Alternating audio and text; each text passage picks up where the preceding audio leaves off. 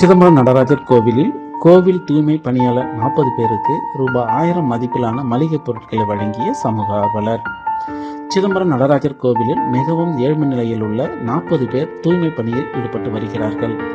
இவர்களின் குடும்ப நிலையை கருத்தில் கொண்டு தொழிலாளர் தினமான மே 1ஆம் தேதி அனைவருக்கும் தலா ரூபாய் 1000 மதிப்பிலான மளிகை பொருட்களை வழங்க வேண்டும் என அண்ணாமலை பல்கலைக்கழக பேராசிரியரும் சமூக ஆர்வலருமான ஞானகுமார் நடவடிக்கை மேற்கொண்டார். அப்போது மே 1ஆம் தேதி தேர்தல் நடைமுறை இருந்ததால் இதனை வழங்க முடியாத சூழல் ஏற்பட்டது. தேர்தல் நடைமுறை விலக்கிக் கொள்ளப்பட்டுள்ள நிலையில் மே 18ஆம் தேதி கோவிலில் பணியாற்றும் 40 தூய்மை பணியாளர்களையும் கோவில் வாசலுக்கு அழைத்து அவர்கள் அனைவருக்கும் தலா ரூபாய் 1000 மதிப்பிலான மளிகை பொருட்கள் மற்றும் இனிப்புகளை வழங்கினார். இதனை தூய்மை பணியாளர்கள் நிகழ்ச்சியுடன் பெற்றுக்கொண்டு நன்றி தெரிவித்தனர். இந்நிகழ்வில் சமூக ஆர்வலர் கார்த்திக் ராஜா உள்ளிட்டவர்கள் கலந்து கொண்டனர்.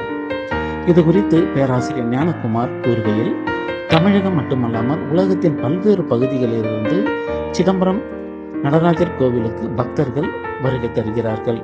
இங்கு பணியாற்றும் தூய்மை பணியாளர்களால் தான் இந்த கோயில் சுத்தமாக உள்ளது. இவர்கள் தெய்வத்திற்கு சமமானவர்கள். எனவே அவர்களின் வறுமை நிலையிலான வாழ்வில் சிறு உதவியை செய்ய வேண்டும் என்ற நோக்கத்தில்தான் வருடத்திற்கு 2 முறை இதுபோன்று வழங்கி வருகிறேன். இதுபோன்று அடித்தட்டு மக்களுக்கு உதவி செய்வது மகிழ்ச்சியாக உள்ளதாக கூறினார்.